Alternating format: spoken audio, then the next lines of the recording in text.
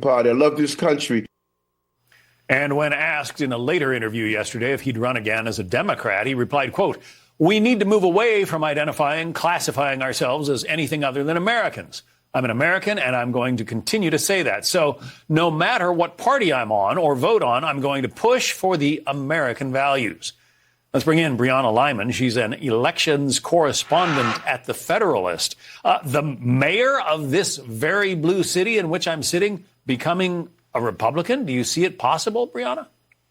Don, I want to read a tweet that Eric Adams posted on October 20th, 2021, in which he said, "Yes, New York City will remain a sanctuary city under an Adams administration. There is no amount of spin you can put on it that can convince me that man is a Republican, because under his administration, he has not only embraced but incentivized the illegal immigration crisis. He said his administration would severely restrict cooperation between ICE and the NYPD. He has sat back while New York City taxpayers are bled dry so that they can pay for health care, food, shelter, prepaid debit cards for illegal immigrants. And I will give him credit where credit is due. This is a great first step for anybody in New York City, but I can't help but feel that this is part of a political calculation rather than a change of heart. Because I'll tell you, John, it's not that hard to be tough on illegal immigration when you're trying to possibly position yourself for a pardon. But the drubbing that Democrats in general and Kamala Harris in particular took in this last election might be changing some minds among sitting Democratic office holders?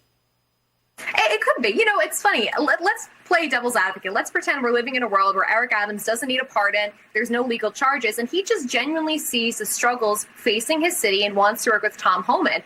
That doesn't make him a Republican. It actually makes him a Democrat from the 90s. They actually used to be the party that also cared about strong borders and keeping illegal immigration down and ideally to zero. And I think what we've seen this election cycle is that people across the political spectrum are realizing that wanting strong borders, wanting safer communities, and an end to illegal immigration doesn't make you some far right-wing ideologue. It actually makes you a common sense patriot. Adams is absolutely taking the right step. He deserves to shoulder some blame for his involvement in this crisis. But look, he and other Democrats, I think, are realizing that their constituents want safer communities. Yeah. For those who don't know, he has been charged with corruption in New York City, and he might be looking for a pardon from the Trump administration, as you alluded to earlier. Brianna Lyman, we have to say goodbye. Thank you. Thank you.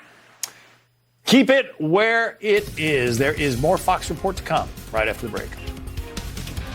Knock, knock, knocking on.